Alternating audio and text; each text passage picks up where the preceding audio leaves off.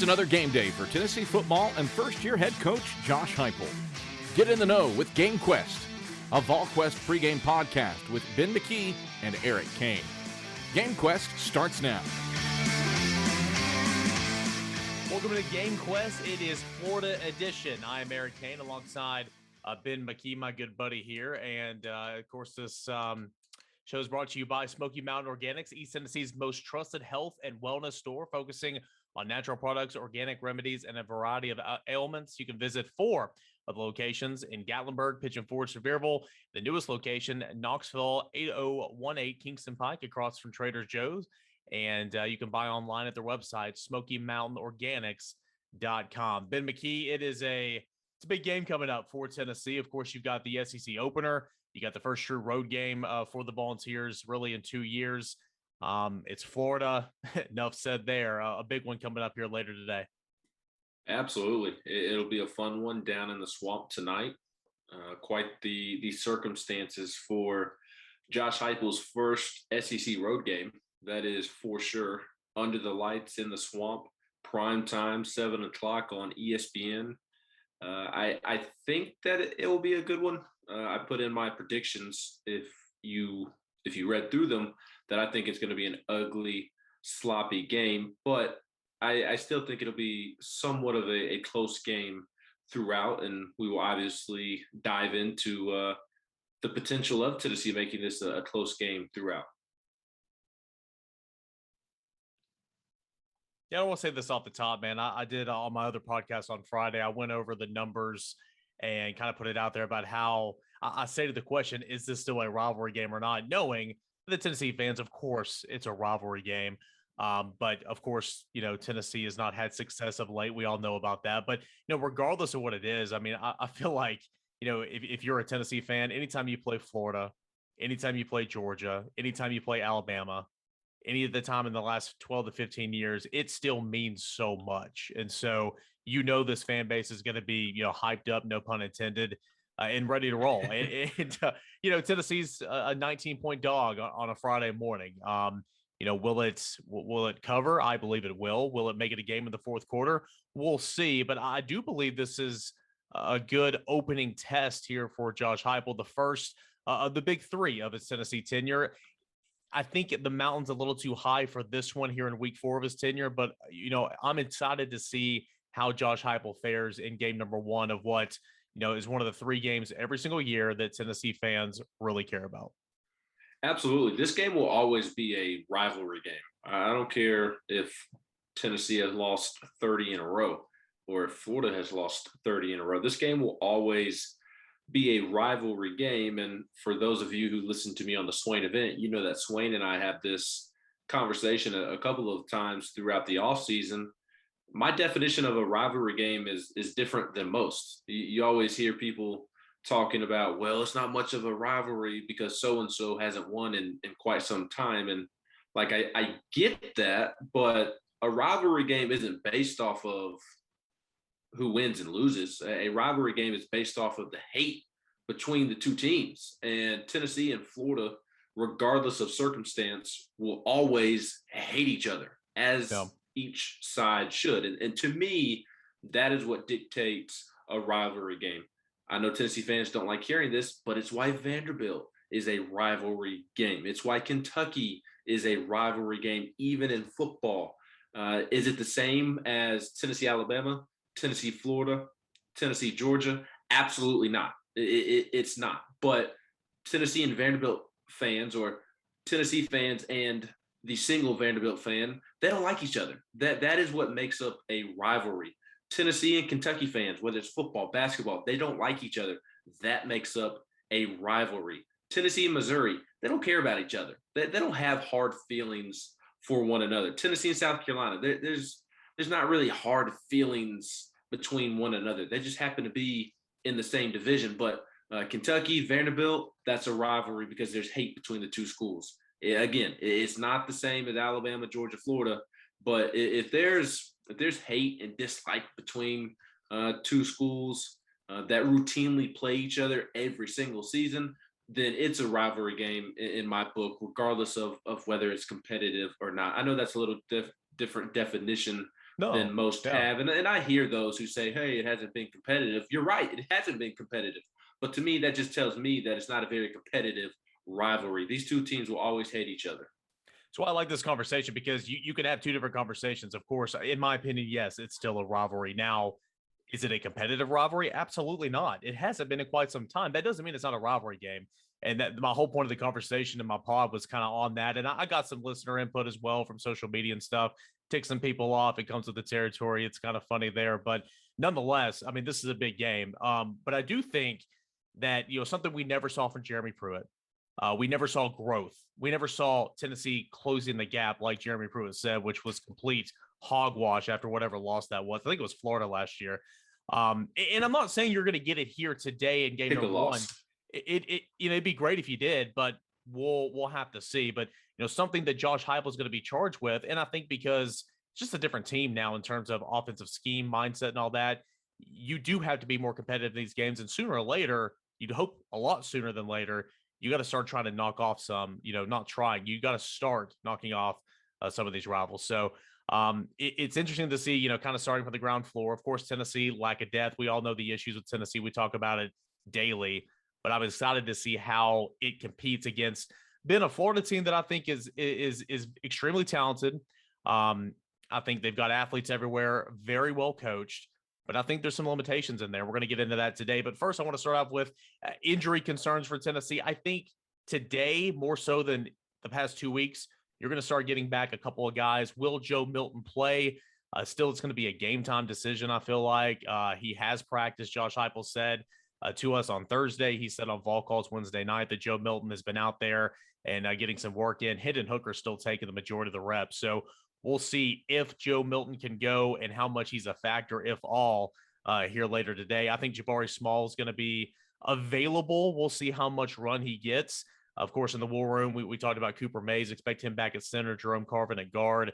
Latrell Bumpus is expected to be back as well. He's missed the last 2 games. And then Ben, we'll have to see about Juwan Mitchell. He missed last week's game. And though he hasn't made the biggest impact so far, he played good against the Pittsburgh in that game. Tennessee needs its middle linebacker back on that defense as well. Yeah, I think the two that I circle of the most important of the ones that you mentioned are, and all are important. Jabari Small, you'd rather have him in there instead of a true freshman. You need Cooper. You need Cooper, and you're going to get him back. Yep, and that's where I'm going. Is like Cooper and Juwan Mitchell stand out above even Joe Milton to me, because I would roll with Hendon Hooker. I think he's the better quarterback option. So unless Hendon gets hurt, that's when the availability of Joe Milton concerns you. If I were in charge, which it's probably a good thing that I'm not in charge of Tennessee football, it would somehow be even worse than what it is. But again, I would start Hendon Hooker and roll with Hendon Hooker. So that's why I say that Cooper Mays, Juwan Mitchell, those two are the ones that I'm circling even more so. And we talk about Cooper for obvious reasons. He sets the tone. He controls the tempo, the communication up front. But Kingston Harris has gone down to injury as well. And if Cooper wasn't available, then you're looking at Ali Lane at left guard, or you're looking at somebody else. So I bring up Cooper because his return could not come at a better time because of this new injury to Kingston Harris, who will not be available this week and won't be available next week either. And then after that, it's a big question mark. So Cooper's return was already pivotal. Yep. But with the added injury of Kingston Harris, it makes it even more so pivotal. And with Juwan Mitchell, I don't think he's been very good, quite frankly. I don't think he's been bad. It's just based off of the expectations coming into the season. He's not been the eraser that many people thought he would be. And without him, you're relying on a guy in Solon Page, who is a great story. He's a veteran. You know he's going to line up where he needs to be, but I don't think that he has the skill set to go up against a dominant Florida rushing attack. He's an Eric Cain out there. Let's be honest. Yes, he is. That's just too disrespectful. I was trying to be nice and say that he's not good enough to go up against a Florida rushing attack. you're just being flat out disrespectful when You're right. when you say he's Eric Cain out there. You're right. But Solon has speed, but the physicality and the strength is what I worry about with him going up against this Florida rushing attack that is very good. Have 3 running backs that can really get after you. Their 2 quarterbacks are the 2 leading rushers on the team, and their offensive line has battled inconsistencies. They've just kind of always been solid, but against Alabama, they just completely dominated Alabama in the trenches, leaned on them, and just moved guys out of the way. That was the best performance that line has had in years, according to people like Cole Kublik, who relentlessly study offensive lines in the SEC. So Solon Page in that matchup concerns me. So Tennessee, you really need Juwan Mitchell out there. Let me ask you this, Ben, and I've seen you go on record in saying that, and I agree to an extent. It's not like I completely disagree with you here. I mean, Cooper Mays is going to help. You need Cooper Mays. You really haven't seen this starting 5 on the offensive line play a whole lot. You've seen him play 2 series, 2 touchdowns against Bowling Green. Okay. Then Cooper goes down. He tries to gut it out, and then we haven't seen him since. So Cooper's going to help from a communication aspect, from a tempo aspect, having Jerome Carvin playing his natural position at guard. That's going to help. How much will it help? Because Ben, Tennessee has struggled. I mean, I know Brent has, we all have, harping on, you didn't win the line of scrimmage against Tennessee Tech. I mean, you did, but you didn't dominate.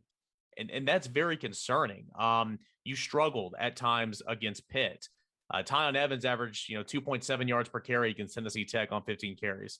That's not good. The quarterbacks have been good, and they will continue to be big in the run game. How much will a guy like Cooper Mays help in that regard of just trying to get Tennessee back to winning the line of scrimmage consistently and able to get a push in the run game, because Tennessee needs that run game? I've taken a little bit different of approach to the offensive line play against Tennessee Tech than most. I agree that it was bad. I mean, Tennessee was working on Tennessee. I understand they weren't, if it was somebody else, maybe they would have done things differently, but. Right. And that's not even my thing. My thing is, it was a bad performance from Tennessee's offensive line, whether you're working on things or not. I don't care if you're running the same run play over and over 50 straight times. That run play against Tennessee Tech should work 50 times in a row. Yep. But the issue and my different approach than most this week is I'm not as concerned moving forward because of the performance against Tennessee Tech. Because in that particular game, they played most of the game without 3 of their starters. Cade Mays went out after he hit stick. The kid on the sideline, I don't think that kid has gotten up. I think his imprint is still in Shields Watkins Field. Austin said in our post-game pod, that's such a Cade Mays injury. And I didn't see him in real time get injured. When I watched on the replay, I'm like, that is such a Cade Mays way to get hurt. Yes, absolutely. So Cade was out for most of the game. Cooper was out. Jerome Carvin was already out of position. Kingston Harris goes down early in that game due to injury. So you were really banged up. The guys that you actually do trust were banged up. And to be brutally honest, like I understand that it's Tennessee Tech, but the guys that were playing in place of the injured guys were guys that never should have gotten scholarship offers to Tennessee in the first place, that quite frankly should be playing at a Tennessee Tech level.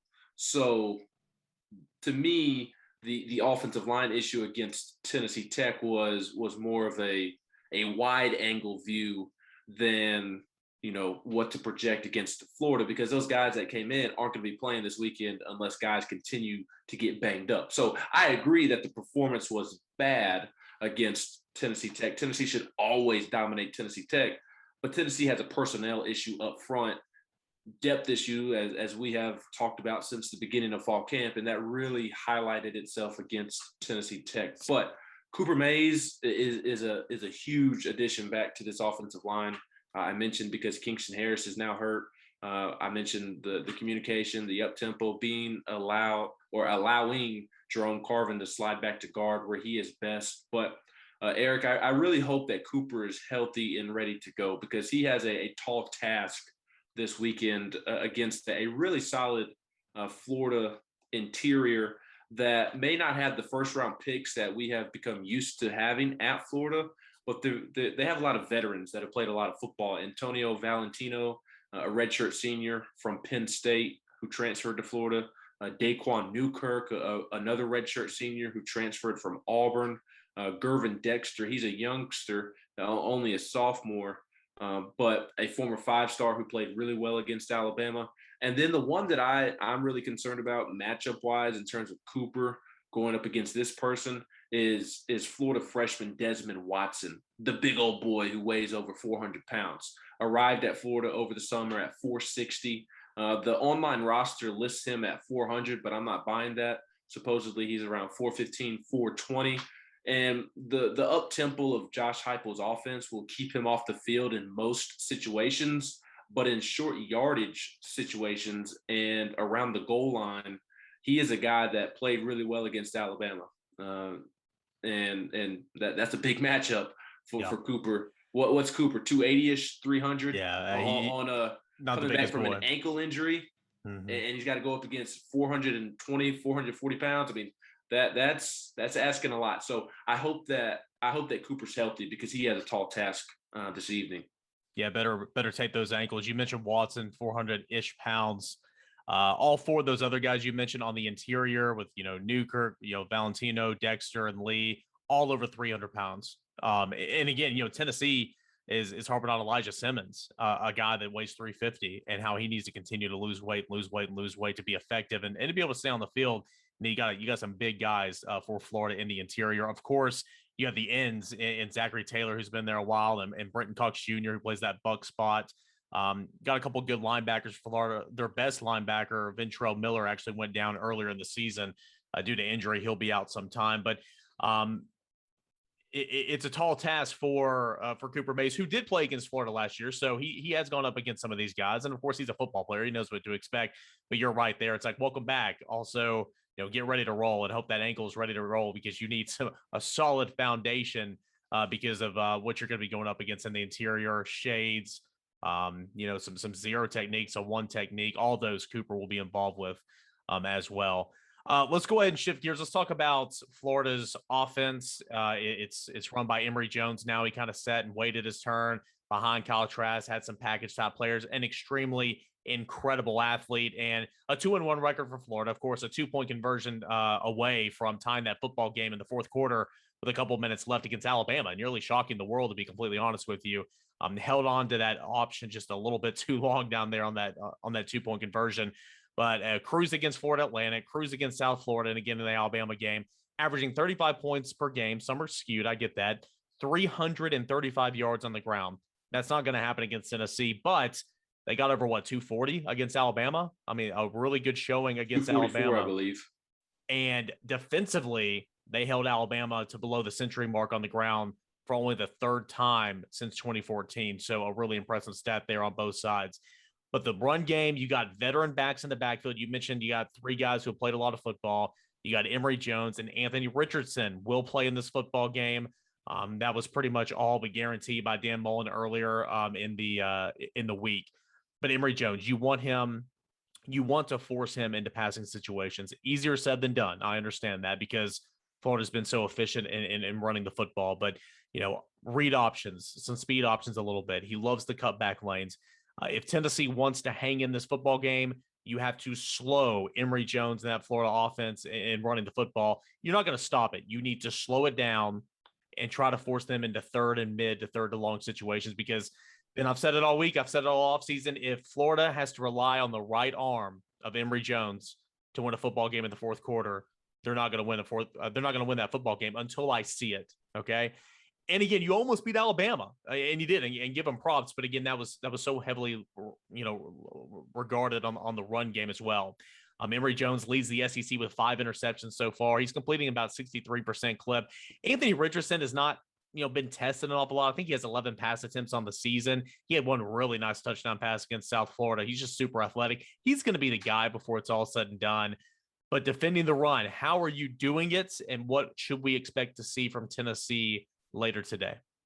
The only thing that Emory Jones has proven to be consistent in doing is making bad decisions. And he looked good against Florida.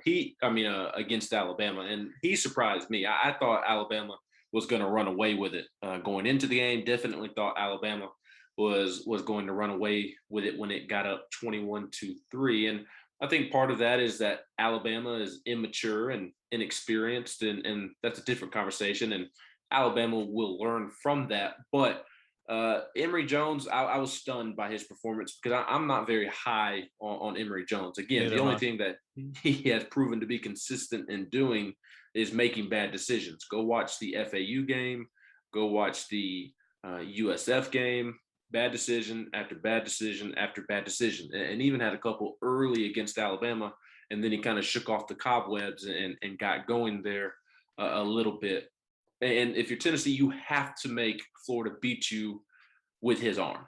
If Emory Jones beats you as a passer, then tip your hat, tuck your tail, and just head on back to Knoxville, and so be it. Exactly, because Emory Jones has not proven to do that once in his career yet, and he's a redshirt junior. So in terms of stopping the run, that's going to be the difference in the game. If and I'm stating the obvious, but if Florida just runs all day, just in open space over Tennessee's defense, then obviously they're going to run away with it. And couple that, if your offense goes 3 and out, short possessions, gives the football right back to them, it'll make matters worse.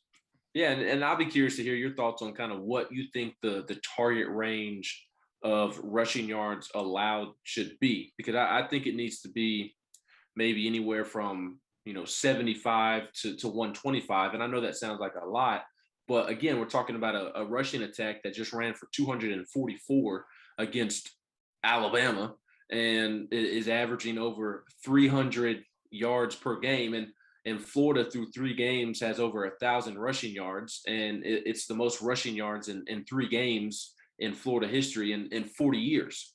So you're going to have to settle for containing the run, not stopping it. In my opinion, that's a more realistic expectation. I think it's 75 to 125. And Eric, I think there's been some good traits on film that lends to Tennessee potentially doing so. I think Tennessee does a great job of swarming to the football, which is so critical in these situations. And against an inconsistent Florida offensive line, I think veterans like Matthew Butler, Jaquan Blakely, I know Tyler Barron's only a sophomore, but he's played football. Yeah, count him in there. Yeah, absolutely. So those guys can fill the correct run gaps and do a good job of setting the edge and containing Emory Jones or Anthony Richardson, which will be huge, containing them in the pocket. I think the biggest thing, though, and it's just fundamental football, you can speak better to this than I can. You played linebacker in college, but just being able to swarm to the football and gang tackle, and I feel like Tennessee's done a good job of that through 3 games. Obviously, Florida, a much different test than Pittsburgh, though. Well, I mean, it's like you just read my piece in the prediction column we put out yesterday, because I mean, that's exactly what it is. I'll take it a step further. I mean, in terms of how do you do it? Well, it's like going up against Klay Thompson and Steph, with the Warriors. It's like they're going to do their thing, but shut down everybody else, and you can maybe win that basketball game. It's like Russell Westbrook gets a triple-double every single game. Yeah, he can do that. That's fine. You're still going to lose. That's the type of mindset you have to have, because Florida's going to run the football. It's about containing it. Don't letting it get out of control. How do you do it? Well, easier said than done. The edge play is going to be critical. Tyler Barron, Byron Young, Jaquan Blakely, Caleb Tremblay, whoever's out there playing the edge, you got to set it. You got to force everything inside. When you give up contain, cornerbacks, Alontae Taylor, Warren Burrell got to come up and set it, play strong, force everything back inside. Because if you force everything back inside, you have 10 other guys that can be there and help. Backside safeties, backside, like if Theo's playing backside, backside corner, backside backer, don't over pursue because they love the cutback lane. You got to be there to erase it. Up front, gap integrity. You're not going to get a lot of tackles in this football game, but if you hold your gap, you can allow a Jeremy Banks, allow a Jawan Mitchell if he plays, allow a Solon Page, Aaron Beasley to run and go make the play. So all of this is easier said than done. And this is a game plan you go in there. I mean, Alabama went in with this game plan. USF went in with this game plan. I mean, Tennessee's going to do it as well, but you got to do those things in order to try to contain some things, and you'll give up some yards, and that's fine. But again, if Florida had Florida's defense forced 2 3 and outs in the second quarter, down 21-3. and change that ball game against Alabama. Tennessee, could you be in a position like that to where you get a couple 3-and-outs consecutively, allows your offense to get back in the football game? Maybe that's all it takes in a game like this. So it'll be interesting. We'll have to see, but I'm fully expecting to see a heavy dose of Emory Jones, a heavy dose of Anthony Richardson at times. And you put out a great column, pretenders or contenders. Let's see what this defense is. Okay. We don't know anything about Bowling Green. We don't know anything about Tennessee Tech. Like the effort you played against Pittsburgh. You gave up 28 in one quarter. Well, really that first touchdown was I'll put that on the first quarter, but nonetheless, you were great in sudden change situations. But we're going to find out exactly how improved this defense is, because you like what you've seen so far. You are swarming, you're running, you're hitting, you're getting improved defensive line play. I've been high on Jeremy Banks so far. I think he's played pretty well so far. But you're going to find out tomorrow just how improved this defense really is. Yeah, and there's some things that Tennessee should find comfort in going into this football game. And I'm more so talking about from the fan perspective, because if we're being honest with ourselves, there's no doubt that Florida's offense has more talent, more depth than Tennessee's defense. And Tennessee has been successful against the run the first 3 games, not because they necessarily out-talented folks. Yes, Tennessee is more talented than Bowling Green, than Tennessee Tech. Pittsburgh not very strong against the run, so Tennessee should thrive in that situation. So yes, they are more talented than those teams, but to me, that's not why Tennessee was so successful in stopping the run. It was because they are playing such great fundamental defense at every level, And as much talk about Josh Heupel's offense, I think this defensive coaching staff is just tremendous. Rodney Garner, the best defensive line coach in the country. Brian Jean-Marie, if you look at his resume, he's developed all SEC linebacker or all conference linebackers at Texas, at Michigan, everywhere he's been. We know Willie Martinez's track record and how he's great at developing players. This team just does all the fundamentals correctly. So I don't know if Tennessee has the game-changing playmakers up front to swing this game. I don't know if Tennessee just is going to overwhelm Florida in the trenches with talent. But what I do know is that Matthew Butler is going to be where he's supposed to be. I know Caleb Tremblay is going to be where he is supposed to be. I know Amari Thomas, Elijah Simmons, they're young in the interior, but Rodney Garner is going to have those guys where they are supposed to be. I said it earlier with Solon Page. He's going to be where he is supposed to be. The secondary is going to be where they're supposed to be. So that's what would give me confidence going into this game if I'm on Tennessee, is I know that they're going to play good fundamental football. It's just going to be whether they can display enough talent to slow down and contain the run. And here's the other thing is Tennessee doesn't have to just completely shut down Florida and its rushing attack. Florida against Alabama had a 99-yard scoring drive and 4 scoring drives, I think it was, of over 70 yards. Yeah, true. You can do that if you're Tennessee. Just don't allow them to score a touchdown. Bow up in the red zone, bow up once they cross the 50, and play bend but don't break defense. That's okay. Bend but don't break defense is perfectly fine against a team like Florida. Little Knox West defense from Thursday night. Am I right, Ben? That's right. Who, hey, by the way, shout out to Rob Lewis. I told you, Rob. I told you. Man, Wes was going to cover. I mean, you said that Thursday earlier in the day. We're just like, all right, man. You kind of said it in vain. But hey, you about had him out right. That was a heck of a ball game, and props to Knox West. Played just a fantastic ball game. Alcoa survived. Yeah, you're right. So I'm intrigued. And hey, when that football's in the air, when you are in a passing situation, go get it, because you created 4 turnovers. You scored 21 points off them. You had a pick 6 against Tennessee Tech. That's great. Now you know you can do it. Emory Jones, as you pointed out, Ben, does not make smart decisions. Go get that football, create possessions, give yourself more opportunities, because right now it just is where you are right now. Okay, you're not talented enough to win straight up. You got to have things go your way, and you've got to win the turnover battle by several. I mean, by 2+ at least. And so those are a couple of keys. Let's flip the script real quick. Let's go Tennessee offense against Florida defense. We mentioned a little bit of the challenges on the interior, and especially with Cox and Taylor or Carter, excuse me, on the edges there. This is a Florida defense that was not great last year, but did lead the SEC in sacks. You return Elam at cornerback, who's fantastic. He's really your only starter returning in the secondary. You had another cornerback, I believe his name was Jaden Horn. Maybe Jaden Hill. Jaden Hill. There you go. He went out with injury during fall camp. Two of them, Jaden Hill and Kamar Wilcoxon, two former big-time Tennessee targets. Wilcoxon, a former Tennessee commit. Yeah. Both of them were supposed to be either starters or definitely in the two deep, and they've gone down due to injury. I believe both tore their ACL in fall camp. Yeah, I think they're both out for the year, or at least an extended period of time. So breaking in two new safeties, breaking in a new star position. But Tennessee, you've got to establish the run game again because it's been non-existent. You hope with the addition of Cooper Mays, sliding Carvin over, that'll help in that regard.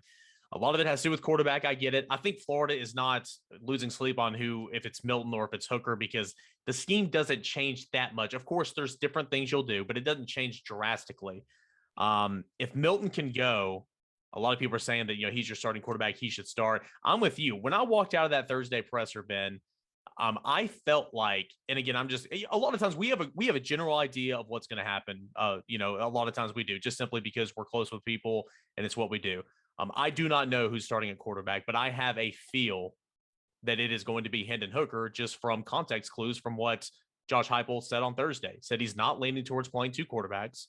He, Milton has been out there practicing a little bit, but Hendon Hooker's been playing. Hendon Hooker has practiced with the first team the last 2 weeks. It would make sense if you are going to start Hendon Hooker, and that's what I'm expecting tonight.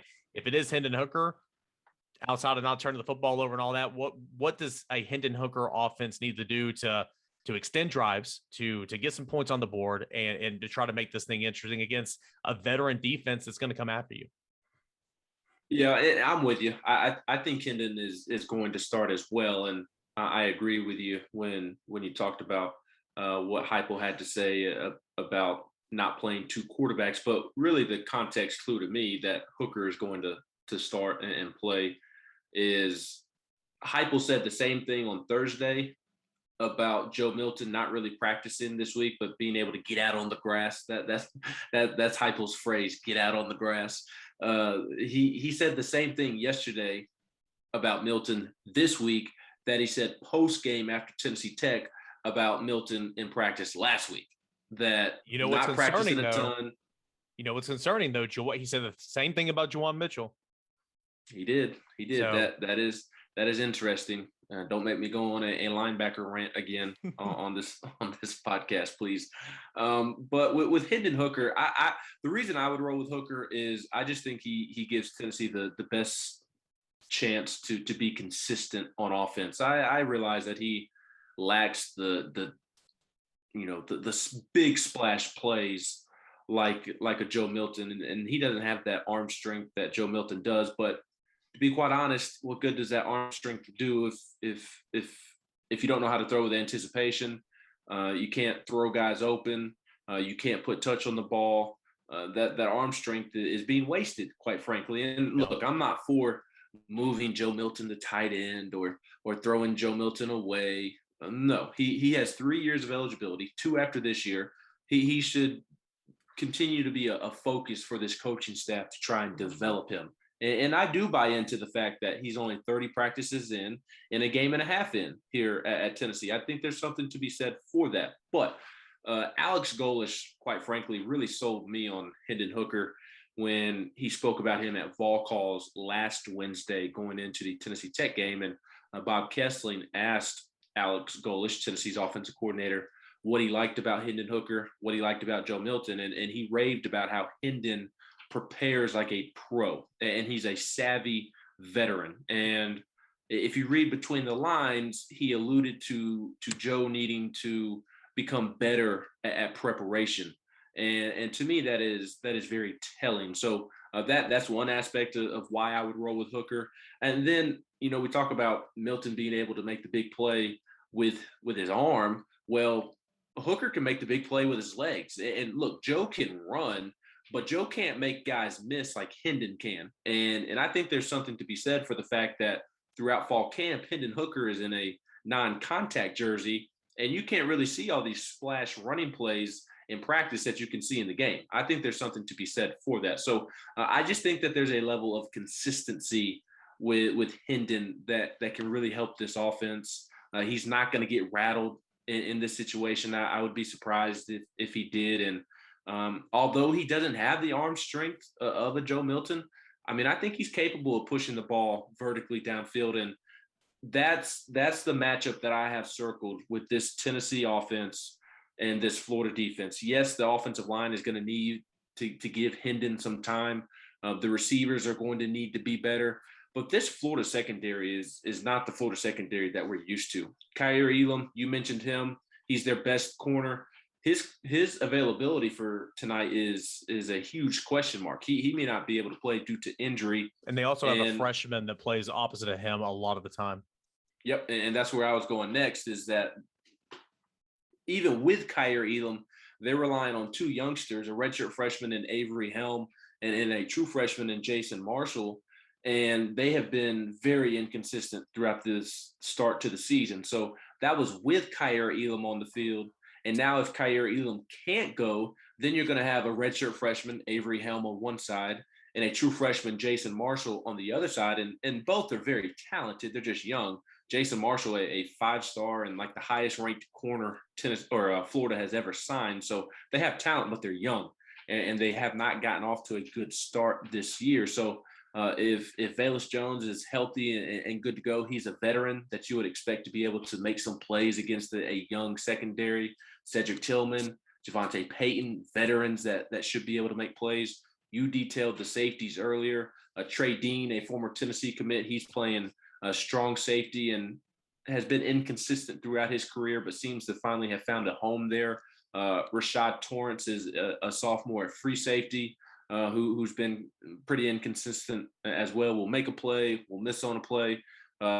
Really, the star position is their best DB spot other than Kaiir Elam, with Trevez Johnson, and then Jadarius Perkins, the Missouri transfer, has kind of flipped in and out as well. So if the O-line can give Hendon enough time to push the ball down the field, if Tennessee all of a sudden starts hitting on these deep balls, Eric, I mean, we're looking at a totally different ball game. Well, I mean, it changes the entire conversation we've had the last 2 weeks. I mean, and again, we continue recycle. You're not going to hit on all the deep balls. You're just not. I mean, you watch guys play on Sunday. Aaron Rodgers missed, I think, 2 last game. I mean, you're not going to hit on all of them. But I mean, if you hit on a couple of those, it changes the entire conversation what we're having right now. I mean, it changes the stat line. It helps with the completion percentage. Obviously, it's a couple more touchdowns, on the stat sheet and all that. And that's why I think even if, and we expect Hendon Hooker to be the starting quarterback tonight, I still don't think they're going to give up on Joe Milton this year. I understand that you want it to be for the future and all that too. A guy that's already been in the, this is 4th year as a college football player, and he's got 3 years of eligibility remaining too. He's already a vet, but he's got tons left. I get all that. And I know Josh Heupel says he's leaning towards not playing 2 quarterbacks right now, and that's fine. But circumstances arise during football games, that changes, and that could change tonight. We'll have to see. Joe Milton, again, just has the highest ceiling. It has everything you want. It's just got to click. But you can't continue to put him out there if it's not clicking, and I understand that. So it'll be interesting to see if he plays tonight, 1, if he gets in there, if he's available tonight, 1, if he plays or not, is 2, and then, how effective he can be. But I think Hendon Hooker's done fine so far this year. Turnovers have been a little bit of an issue. You got to protect the football a little bit more. We talked about his 2 fumbles the other day during the 2-minute drill behind the camera, and about how he needs to, take care of the football a little bit more. The interception I thought was a hell of a play. Backside safety just made a great play on it.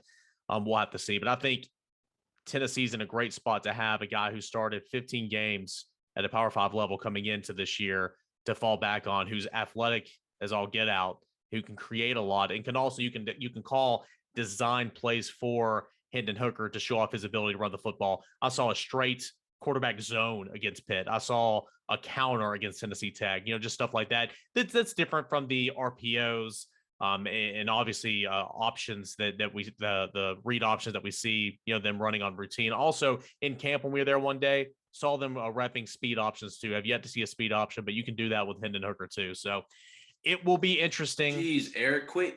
Don't give away Tennessee's secrets. You're going to get a shot.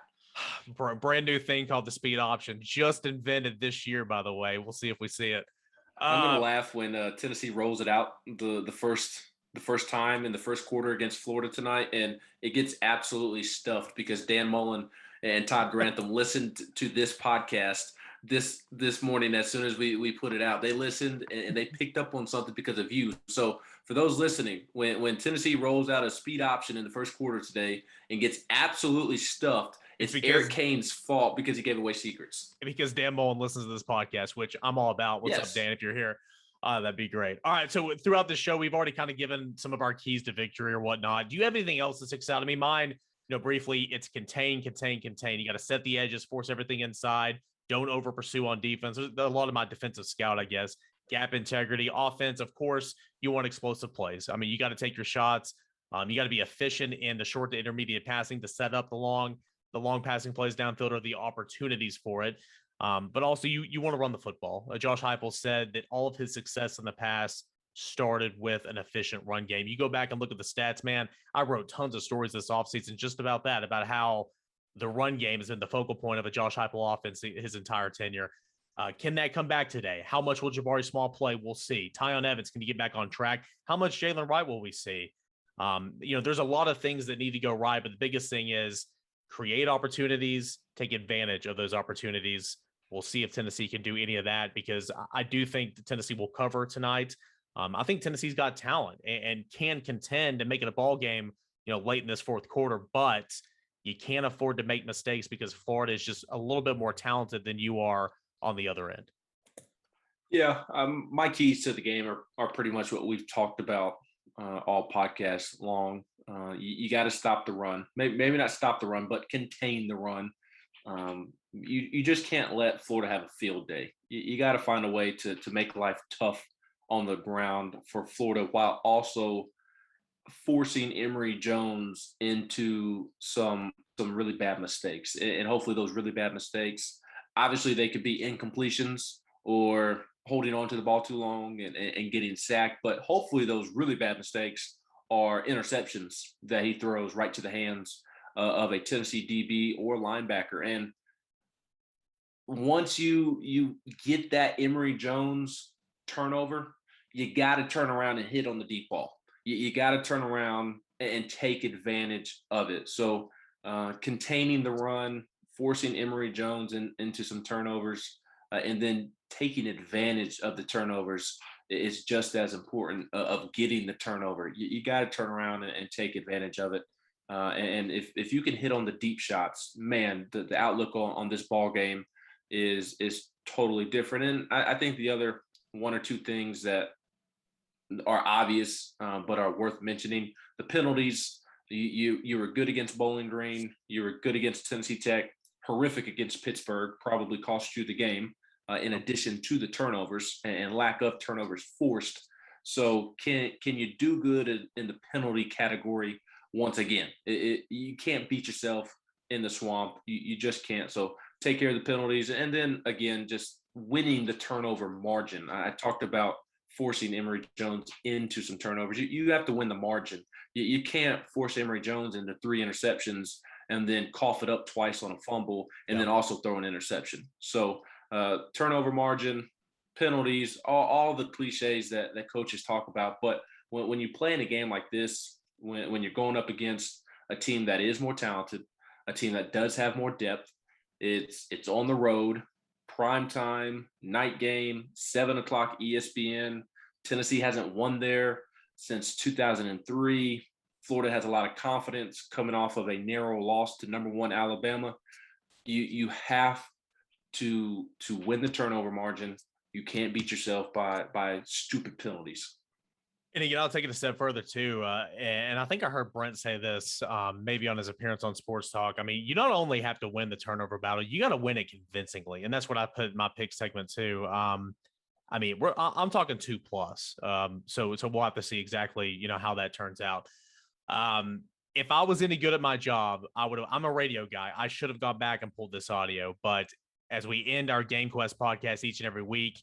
Ben McKee, I'm Eric Cain. We do bold predictions.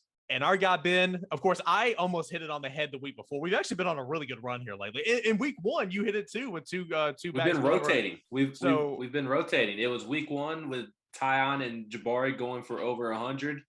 Week two, it was you calling a blocked punt. And a near touchdown, yeah.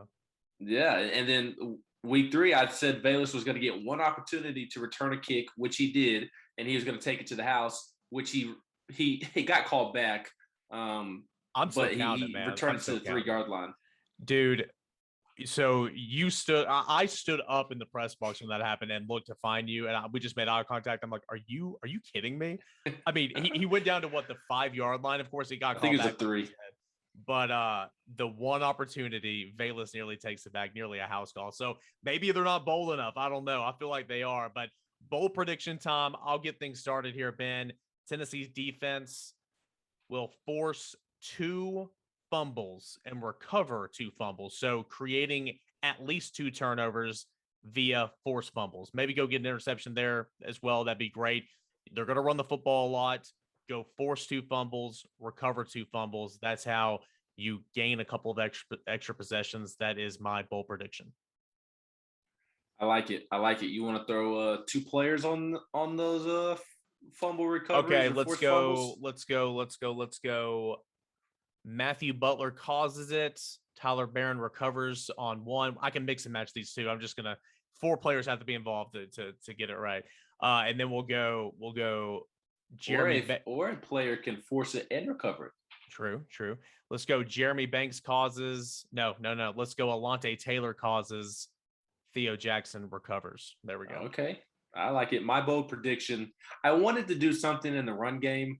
Tennessee holds Florida to 150 or less, 175 or less, which again, I know that sounds like a lot. And it is to a certain extent, but not for a team that's averaging over 300 yards per game. But to be quite honest, I don't feel confident in making that bold prediction. So my bold prediction is Matthew Butler pressures Emory Jones, and Emory Jones makes a horrific decision, throws it up. Alante Taylor picks it off and returns it all the way to the house. I'll say 57 yards. Florida will have just crossed midfield. And Matthew Butler gets pressure on Emory Jones. Emory Jones makes a bad decision. Alante Taylor picks it off, returns it 57 yards for the touchdown in the 3rd quarter. I mean, we are getting specific here. I like Let's it. Go. It's Tennessee, Florida.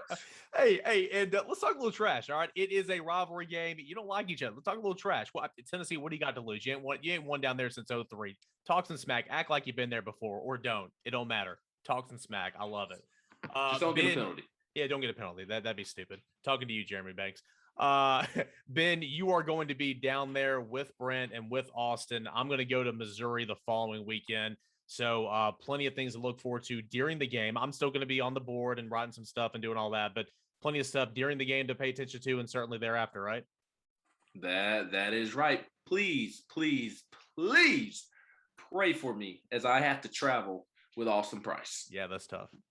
That's going to be tough. It's going to be a tough 24 hours, but no, I'm excited to make my way down to the swamp. Austin and I are flying out early this morning, and I'm excited to get back down there. I was in the swamp in 17 for the Callaway Hail Mary. Not fun. That was my senior year of college. 17 was my last year of football at Tennessee as a student, and my roommates and I made the trek down to Gainesville, and only to witness John Kelly fumble late and Callaway catch a Hail Mary. That was brutal.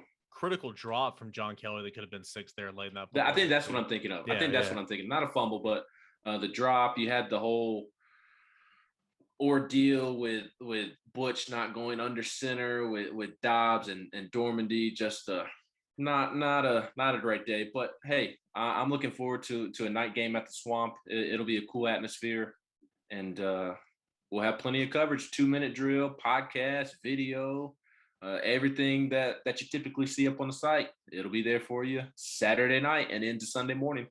Yeah, Ben and I will be on the board hanging out with you guys. Looking forward to it. Ben and Austin will have a podcast afterwards, a couple of columns as well, like we always do. Plenty of post-game reaction over the rest of the weekend. And hope you guys dial into VolQuest.com and check it all out. Of course, GameQuest brought to you by Smoky Mountain Organics, East Tennessee's most trusted health and wellness store, focusing on natural products, organic remedies, and a variety of ailments. You can visit one of any of their 4 locations: Gatlinburg, Pigeon Forge, Sevierville, and the new location in Knoxville, 8018 Kingston Pike, across from Trader Joe, or you can buy online at their website, SmokyMountainOrganics.com. And being new to VolQuest, they want to start it off by welcoming all new Vol fans at any location. If you mention VolQuest, they're going to give you 15% off your total purchase, 15% off your total purchase. Again, Smoky Mountain Organics. That's on in-store purchases only.